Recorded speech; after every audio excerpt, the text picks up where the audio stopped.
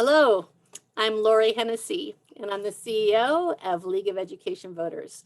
Welcome to Washington Game Changers, a one-on-one conversation with powerful leaders in a time when we need to hear about good people who do good in this world. One of the good people who's done a lot of good in the world for a long time is my guest today, Estela Ortega, who has given almost 50 years of her life to El Centro de la Raza, a nonprofit whose mission is to build unity across racial and economic lines and to organize, employ, and defend our most vulnerable populations. I hope I got that right, Estela. Yes, you did. You did. I visited El Centro for the first time a few years ago when I worked for the zoo, and we were interested in partnering.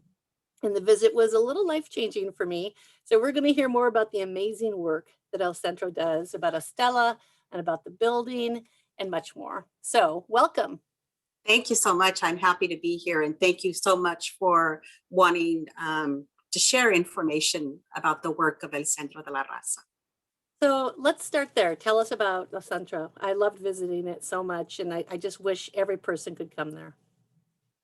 Well, I think, as you know, Lauri, we have an amazingly rich history. And you mentioned 50 years. So next year, El Centro de la Raza will be 50 years old. Started with a peaceful occupation of an old abandoned school building. And the significance of this occupation is that it was supported by communities of color, the anti-war movement at the time, the faith community, and people were supporting so that Chicano, Mexicano, Latinos could have a place to build community. And so over those almost 50 years, we've created many programs in the areas of children and youth, human and emergency services, educational and skill building programs, housing and economic development, and obviously a lot of cultural and advocacy work throughout that time. Now, I do want to share that, I think it was about a year and a half ago that El Centro de la Raza was put on the list of historic places on the National Register in this country. And so we are considered a historic place, and that is quite significant. And it's not so much because of the age of the building, because the old Beacon Hill School building is about close to 120 years old. But it was the history that happened there when people of all races came together, unified, and won a building for the Chicano Latino community, and then all that has happened in those almost 50 years.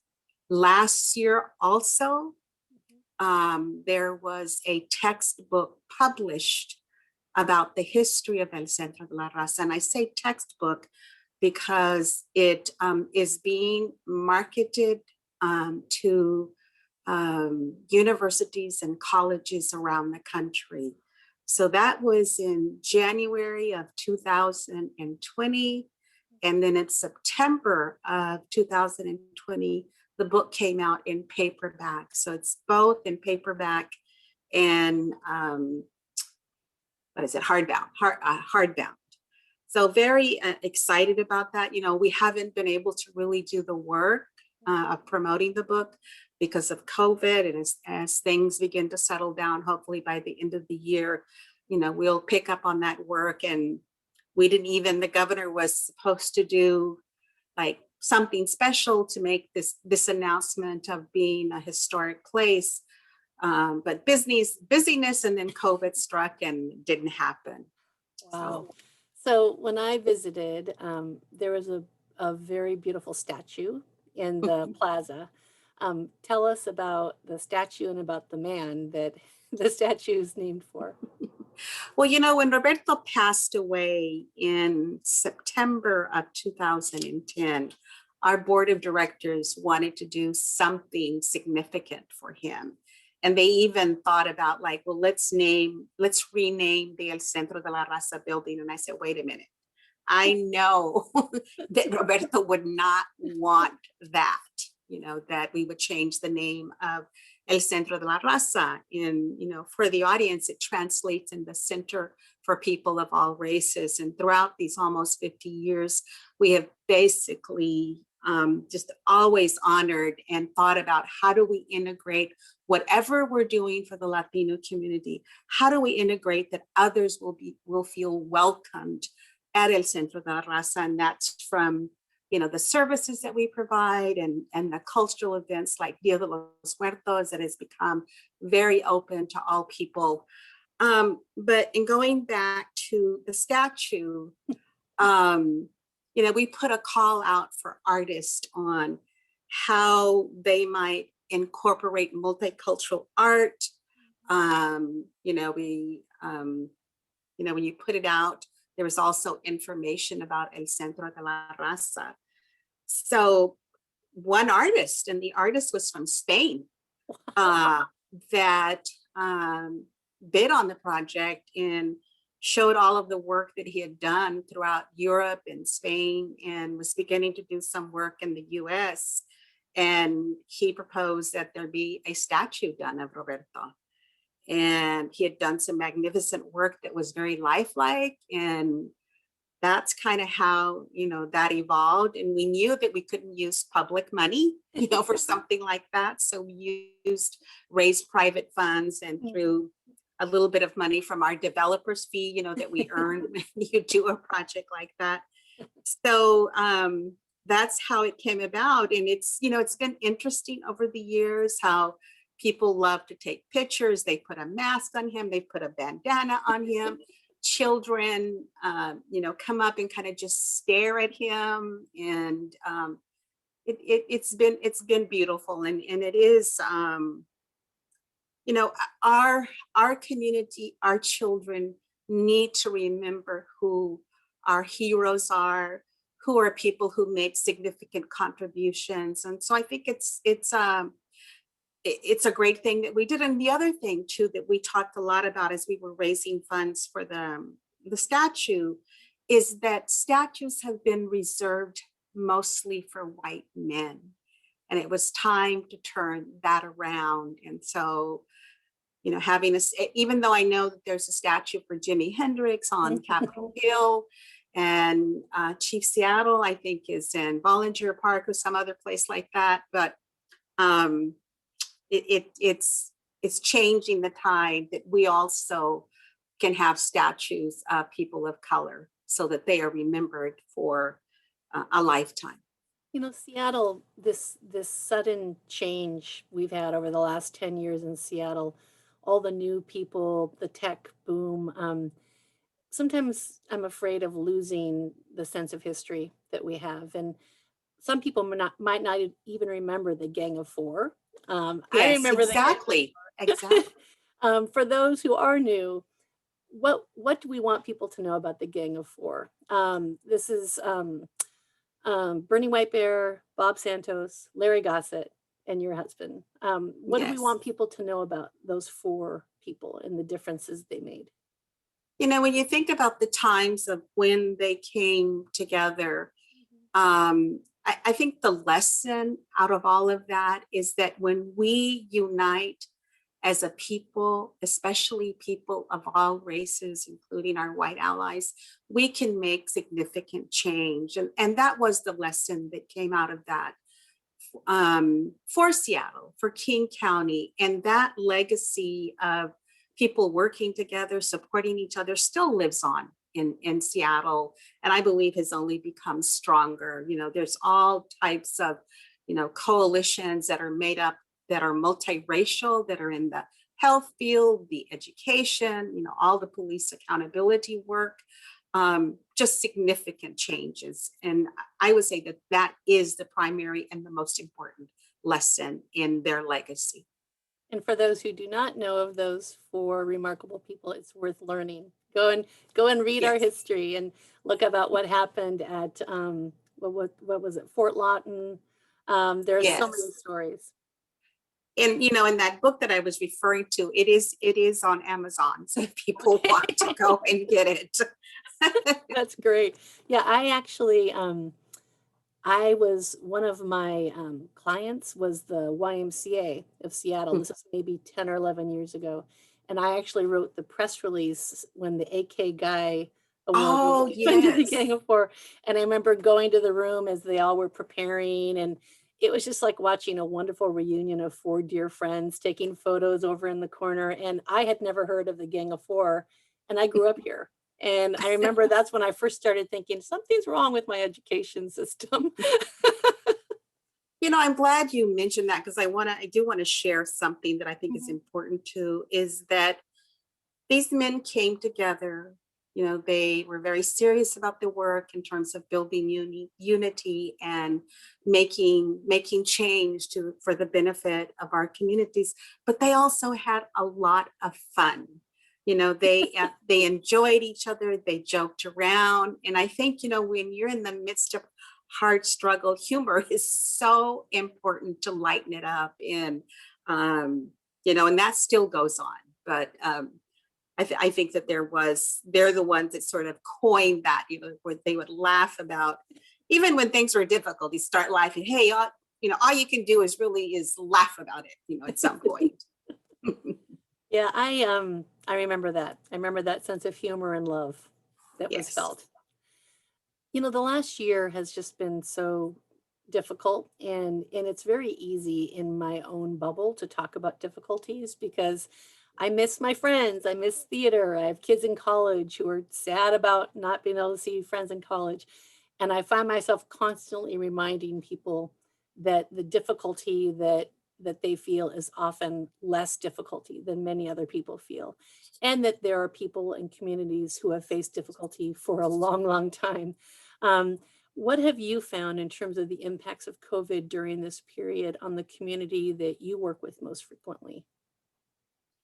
You know, I think that many people have said, and it's definitely true, is that COVID has made more apparent, you know, the disparities in community, you know, whether it's what's happening, you know, with the homeless, those who are hungry.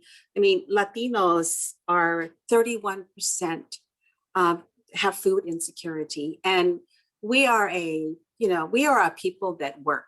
You know, we will find jobs wherever and try to work to support our families. And the fact that I know that we're working people, we are essential workers. You know, the childcare centers that are working have lots of Latino people. The Instacart people who are delivering are Latinos there also. And to know that in King County, the 31% face food insecurity is pretty amazing. And so those disparities have been, you know, made apparent not only in, what happened? Not only in um, the Latino community, but in all communities of color and in low income, you know, working class families also. And what the disparities are there, and we've got to figure out how we deal with them on the long term. But I also feel like Seattle, King County, the state of Washington has been as generous and helpful as they possibly can. And, you know, from all the dollars that were allocated for, you know, undocumented and the children and spouses of the undocumented who were left out of the stimulus bill. You know, I feel like our state and helped on that, and our city governments. They did a lot, but clearly it's not enough. You know, it's not enough, and more has to be done. But you know, we have seen so many people who need you know, rent assistance.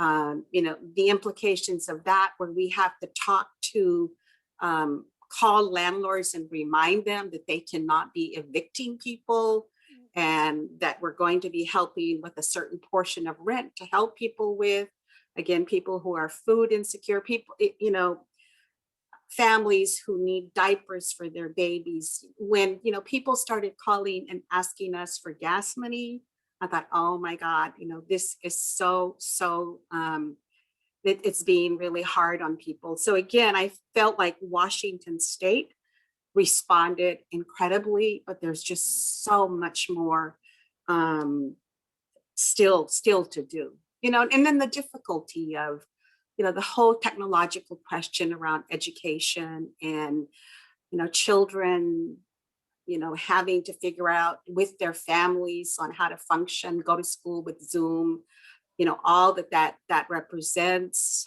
for some people. I mean, I have a couple of my grandchildren are go to Federal Way, and they're in elementary school. And my daughter would tell me is that there were parents on these parent meetings saying, like, they gave us a computer, but I don't even know what to do with it. And so there's just a lot of work that needs to get done in that arena.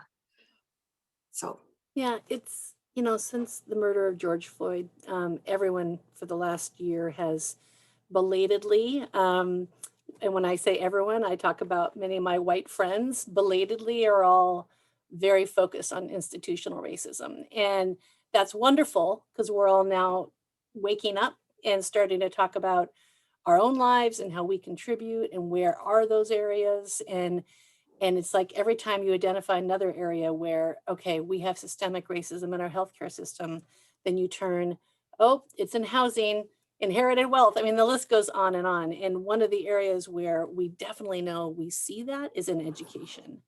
yes. Tell me about your experience in terms of looking at kids and looking at the educational experience that kids have. I mean, it varies so wildly from school to school, from zip code to zip code. Has it always been like that in Seattle? That's not a new development, right? Well, I think that there's always been issues of institutional racism. Now, I can tell you from the Latino perspective is that, our kids are graduating at, somewhere at like at a 64% rate. They're dropping at, somewhere hovering around 23%. The poverty rate is, I think 20% or even more than that. What I have noticed, and I'm not sure, and this is something that we have been talking about for 3 or 4 years also, is that there seems to be, even though Latino kids are having a hard time, those disparities are not being talked about. That data is not being given out. And our position is that if you don't highlight data, and you can't create policy, and you can't create programs. And so we first started noticing this in the school district, and we also notice it in city government, where that data is just not coming out on the disparities. And like I said, COVID has brought it up. I was just looking at earlier a report that was done by the Seattle Foundation that came out in June of 2020. And that's a report that should be looked at in terms of the disparities that exist for Latino communities and all communities. Because when I talk about that data is not being released so that people know it, and that those who want to help, or that we create policy, that I don't want that to be at the expense of other populations also at the same time. Because obviously we have a serious problem in communities of color, and all of the communities that are having those disparities need to grow together, and the problems need to be addressed simultaneously and not one at the expense of the other.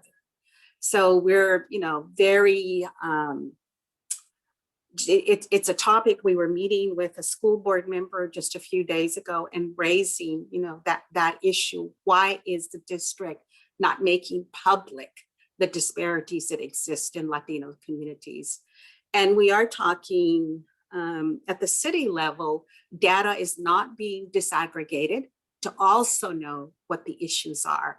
And I just feel like I need to start talking about it more and talking to people about it, so that I mean, if you don't see the data and what's happening in the Latino community, and you know that there's issues, we become invisible. And what I say is out of sight, out of mind. What can allies do if they want to support El Centro, if they want to support the community? What's the best thing that they can do? Is it as simple as supporting El Centro and coming and buying the book about El Centro or visiting El Centro? What can they do and first of all, I'd love to just encourage everyone to visit because it's such a wonderful place. But what yes, can before COVID, obviously El Centro utilized, I mean, just I don't know, I think it's somewhere in the vicinity of it could hover around 20 to 23,000 hours of volunteer time, and anywhere from 800 to 1,000 volunteers. And so volunteers have always been the lifeblood of El Centro. I mean, we started out as volunteers, and the first 7 years of our existence, we all worked as volunteers. And so when we get back to normal, and I think that there's even ways to volunteer, remotely, but that I would encourage people to look at ways to volunteer with us. We place a significant importance on building people to people ties and getting to know each other. And so I look forward when we can open our doors again. But so through volunteering, we've got a lot of different programs that people can still remotely help on.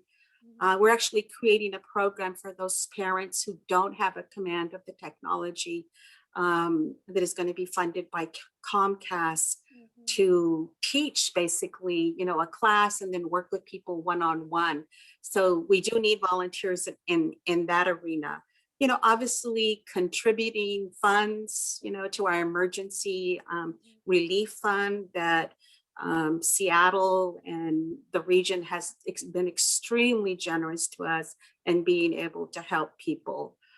So those are a few things. And I think, in the final is standing up in their respective communities. We need our white allies talking to, with the white community about institutional racism, and raising the consciousness, because we may have won back our democracy.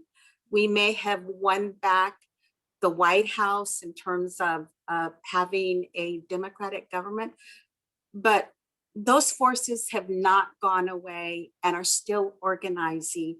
And we have got to do everything that we can to create consciousness, to continue to register people to vote and have people involved in community, because that's what is eventually is going to win out this, ever how long it takes us. One last question. What makes you feel encouraged right now? This is a tough time. Is it your grandchildren? Is there what gives you joy now? What I feel encouraged about is that we have great staff, that are working very hard.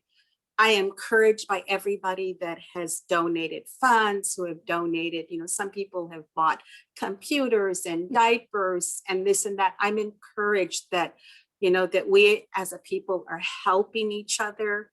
And on a personal note, yes, I'm encouraged by my grandchildren. I am very fortunate to live right next door to them.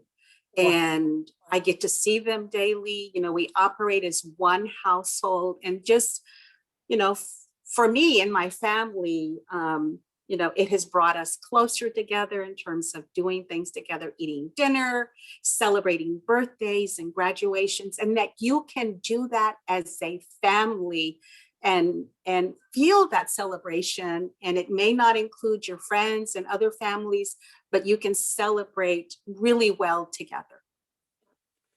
So there's I frequently quote my favorite movie. It's a Wonderful Life. And there are a variety of wonderful quotes in there, but watching what you've done in the community reminds me of this one quote where they, in the movie, they say, "Strange, isn't it, the difference that one person's life can make? If they're not around, it leaves an awful hole." And I think about everything that you've done in the community over the years, and just want to say, as a big supporter of you and El Centro, you have done a lot for this community. So I wanted to say thank you.